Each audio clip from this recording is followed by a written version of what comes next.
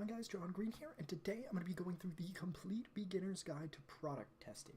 How I and my students are able to find products, to test enough products to be able to find something that'll sell, that'll be able to do you 10K, 20K, 30K, 100K, whatever. Because at the end of the day, once you have a winning product, you're able to scale that to whatever level you want, to whatever level your ads are able to handle. But the difficult part is going to be finding that first product, and where a lot of people get lost and where a lot of people stop believing in the dropshipping method is during the product testing phase. And honestly, that's because too many people have the wrong idea about product testing. Too many of the gurus out there, too many of the Shopify experts have the wrong idea about what product testing is and how to successfully test products to find something that will work for you and will work for your store to be able to actually produce you profit. All right. So let's go ahead and get into it. Now, the first thing you got to ask yourself when you're going into Shopify as a beginner trying to test your first few products for your store, what is your mindset? How are you going into this? And what are you thinking as you're doing it? Do you want to test a lot of products? Do you already have a niche in mind, or do you just want to test a few products? Now, answer those questions really quick, and then I'm going to tell you what I think is the proper way to go into this, what you should be thinking as you're starting your first dropshipping store. So at the end of the day, if you want to just test a few products, if you want to pour your soul into the few products that you test, and you want to just search and find that perfect product for the perfect niche and the perfect Shopify store, you're going to have a really hard time, and you're going to waste a lot of your time on things that are not going to be successful for you. You really want to go into this with the mindset that you're going to have to test a ton of products before you find anything remotely profitable for you. Because at the end of the day, it's all about testing, and it's all about testing as much as possible. You're really going to need to be testing 5, maybe 10 products a day to be able to find a winner successfully and quickly for your store. Now, if you already have a niche in mind or not, that's not truly necessary. If you have a really good niche, if you have a niche that you know is selling right now, that might be beneficial for you. But at the end of the day, that's not really necessary, because when you're first testing products for your store, your niche idea that seems so brilliant may honestly not be that great at all, and it may be too saturated, or it may just be not ready for you, and you may not have the ad creative ability to target that niche properly, if you know what I mean. You may not have the creative writing ability to speak to that niche, to communicate with them effectively, to be able to sell them your products. So whether or not you already have a niche in mind is a little bit unnecessary, because you may have to change niche at some point along the way regardless. But you really are going to want to have in your mind that you're going to have to test a ton of products, because you are. To be able to find anything remotely successful, you're going to have to go through a lot of products. Your first product's not going to be a winner. Your 5th product might not be a winner. Your 10th product might not be a winner still. But you have to go into this knowing that it's going to take some determination, and it's going to take a lot of failing products before you find that one winner. All right, so now that we have the mindset sort of down, and you know that you're going to have to go into this thinking that you're going to have to test a ton of products, let's go over the idea of general or niche store to begin with. So if you have a niche in mind, then you may want to try and make your store somewhat related to that niche. So generally, say if you were going for camping as your niche, you may want to make your store semi-outdoorsy related. Like the homepage, you may want to have some beautiful nature shots or something like that, but don't go too hard on the niche yet. Don't try and niche down your store to some very, very specific audience, because even if you have one successful product for them, then you're just going to have a store that's super niche down for a very specific group of people. And what are you going to do with that store afterwards? You can sell it, but if you want to keep advertising product and you want to keep running the same store for a long period of time, you're going to have to make it pretty general to begin with. And at the end of the day, if you're just going into this with no niche in mind, make your store incredibly general. Perhaps make it more appealing towards women or men specifically, if you have sort of a general idea of what type of products you know well and what you want to sell.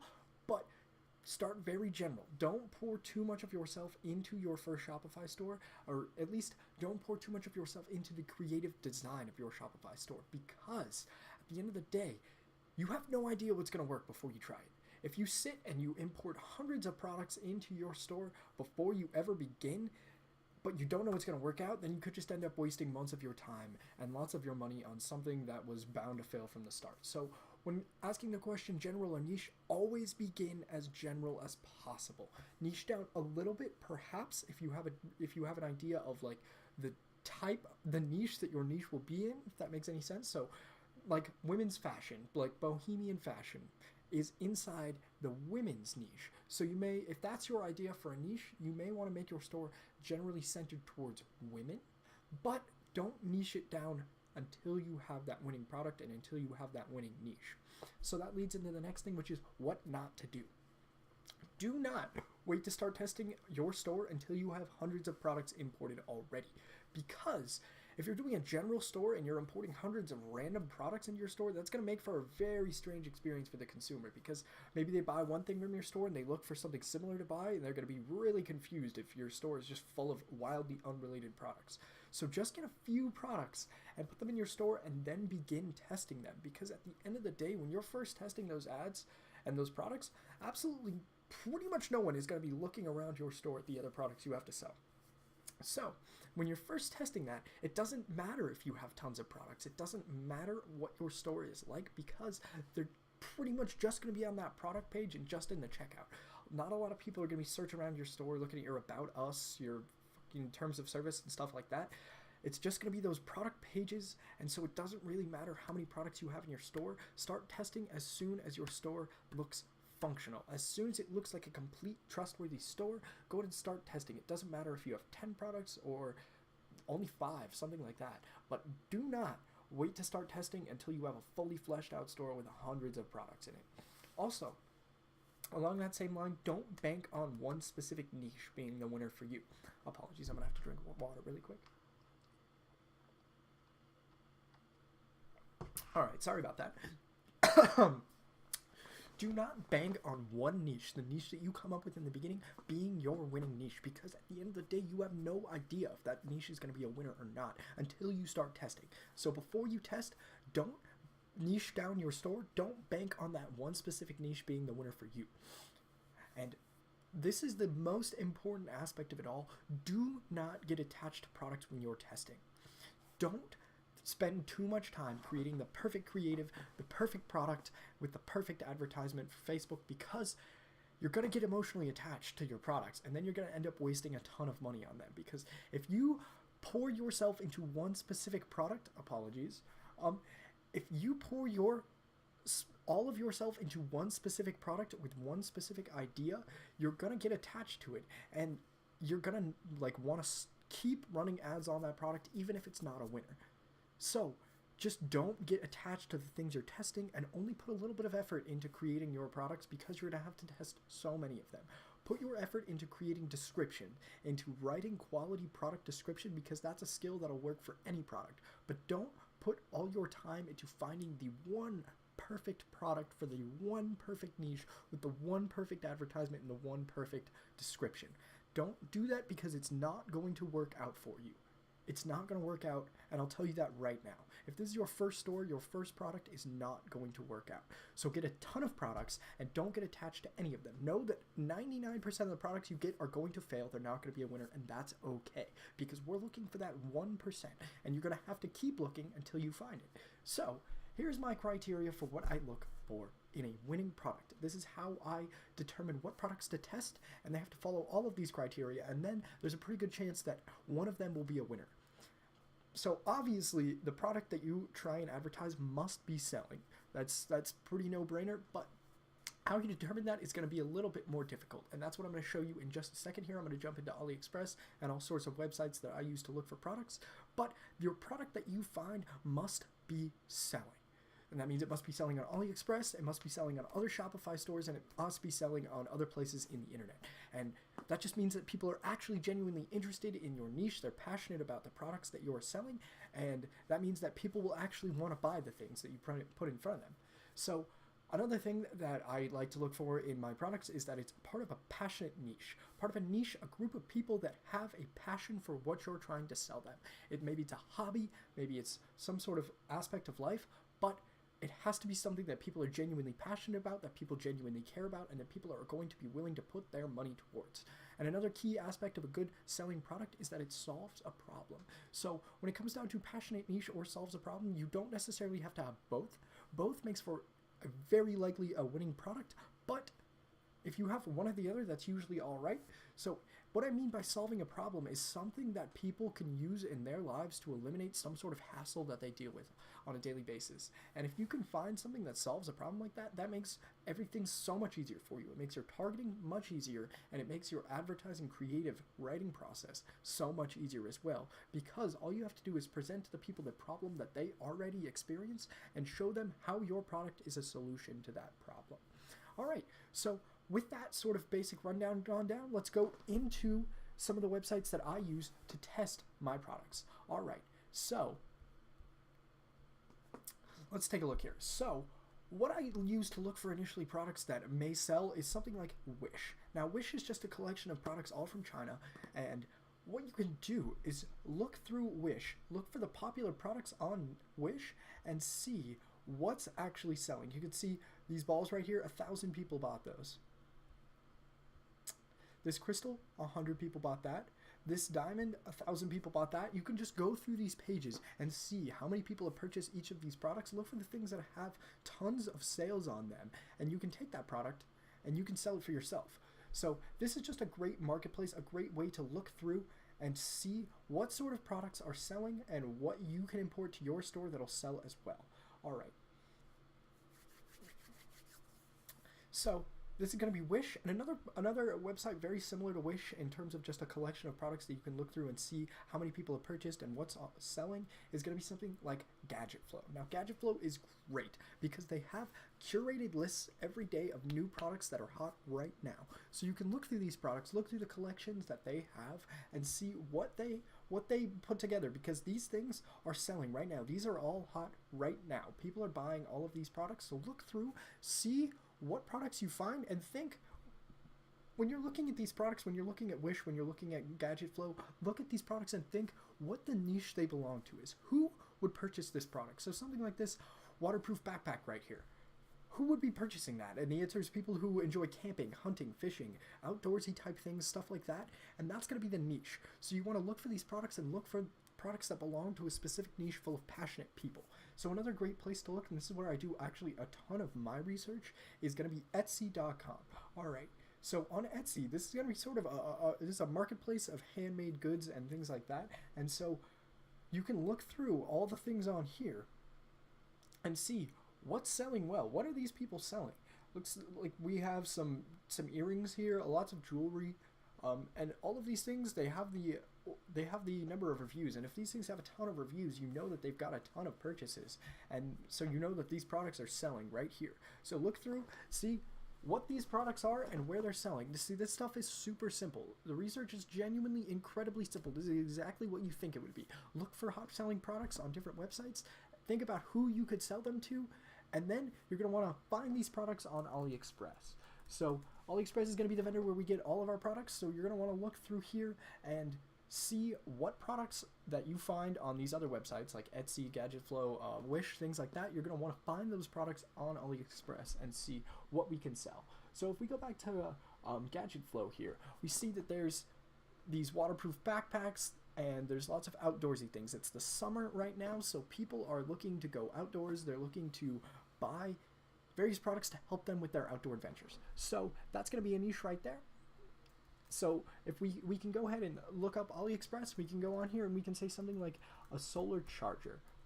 Because these outdoors people, they are still using technology, and they're still going to be, you know, wanting to charge their devices when they're outside. So if we look up something like a solar charger, we can see that this charger right here has 1,400 orders. That's pretty good. That means that this product right here is selling right now. So when you find these niche products, just go on AliExpress and sort by orders. Now, I know that you're going to think that's crazy because that's what everyone is doing. Everyone is sorting by orders and looking for the things that are selling the most, but there's good reason for that, because these products right here, 1,400 orders, that means that this is selling right now. People are genuinely buying this product right now. And so that's why you're going to want to sort by these orders, because if you don't do that, you're going to have a tough time knowing if these products are actually selling or not. So go ahead, find those products on the various Gadget Flow, Wish, things like that, and then look in AliExpress and see if they're actually selling here as well. And so once you have a product that's selling on Gadget Flow, Wish, something like that, as well as AliExpress, then you know that this product, someone is buying this. Someone out there is purchasing this product, and this is what they want to spend their money on.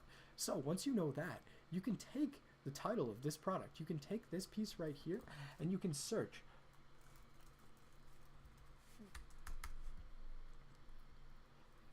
You can search right here and say site myshopify.com and the name of the product, which is solar panel 5 volt, 6 volt, 12 volt mini, whatever. And so when you do that, you can see these other Shopify stores online right now that are selling that same product. And you can go on their store, and if these people are successfully selling this product, then you know that something is working for their store. Their store, whatever it is about it, makes people want to buy this product. So you can look through and you can see this is what these people's store looks like when they're selling this solar charger on their website. And so this is what their website looks like, and you can go through and doing your product research, you can also do research on the competitors in your niche. You can take a look at these people's website, and it's a little bit ethically questionable, but you can model your website after theirs, because obviously what they're doing to sell this product is working in this niche. So you can model your website after theirs. You can look at what they're doing, and you can do pretty much the same thing on your own website. So we see that right now they're selling this product on their website, and that's a lie. But obviously something is selling. So once you have their website like this, you can look through all their stuff, and one of the best things you can do is take the name of their shop. So these people's shop name is trevoshop.com. We can take this, and then you can go on this wonderful website called SimilarWeb. Now what you can do here is search for their name, for the name of their store, for their website, and you can see an overview of their traffic and where it comes from. So it looks like they have 33,000 visits every month, and it is going down. It has gone down since March, which isn't a great sign, but they're still getting traffic. They've still got nearly 8,000 individual visitors in the month of May. So you can see where their traffic is coming from, and you can also see what their traffic sources are. So 20% direct and 44% social media. Now, you can see here what sort of things their top landing pages are. And it looks like all their social traffic is coming from Pinterest. So these people are obviously advertising on Pinterest somewhere, and so this is a prime example of a store that's getting their customers, and it's getting their their sales through Pinterest. And it looks like they're also doing some email marketing through MailChimp there. And so you can just generally look through, see what their strategy is, see what sort of visitors they're getting and where they're coming from, and you can use that to sort of influence your own store, because you can, if they're doing successfully on Pinterest and your store doesn't use Pinterest advertising, maybe you should take a little bit of, inspiration from them, and you can go ahead and add Pinterest advertising to your store and use it as sort of an alternate marketing channel. So another great thing you can do is, once you have a shop like this, so this trevoshop.com obviously is doing successfully. They're selling products, they're getting visitors, and people are going to their store. So once we have their store like this, one of the great things you can do is you can sort their products by the best-selling products on their store. So if we go in here, and I'll link this in the description, but you can take this piece of text right here, and you can paste it after the name of their store, and this is going to sort all of their products by best-selling. So it's going to take every product in their store, and it's going to sort them by which one is best-selling. So it looks like on these people's store, the best-selling product is this solar panel right here, this DIY solar panel module, as well as this hoverboard, these phone holders, things like that. This looks like a general store. It's not very specific to any single niche at all. These sort of look like just some random products that they've imported. But if you find a store that's a little bit more niche down, then you can also see what other products are selling in your niche, and you can use those as upsells and things like that. So that's a really great tool, because if you can find quality sites that are selling products well, then you can go ahead and research them, and you can take ideas from what they're selling and import them to your store and use them as upsells and as different products to test as well. All right, so that's going to be that was pretty much a basic rundown of the process of how I will research a specific product, and then when I take the information that they provide from these different sites like this, I will put it in a spreadsheet. So to do something like, the niche that you're trying to tap into, the websites that are a part of that niche, what products they're selling on their website, what are the best selling products on their website, as well as how big the audience is on Facebook. So on Facebook, you can go into the audience insights, and if you search for a specific niche in the audience insights, it'll tell you how many active members of that niche there are on Facebook.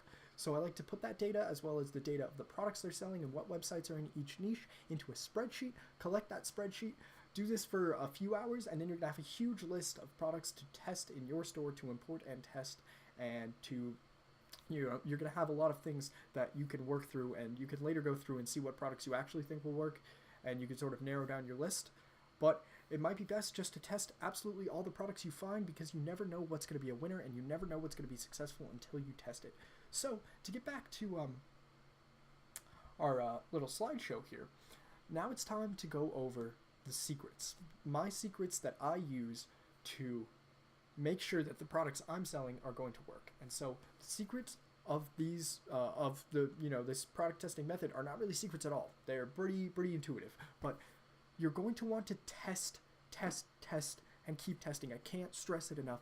Test as many products as you can, and don't get discouraged when they don't work out. You have to be testing 5 to 10 products a day to be able to find a winner in a reasonable amount of time. And that's going to take some dedication.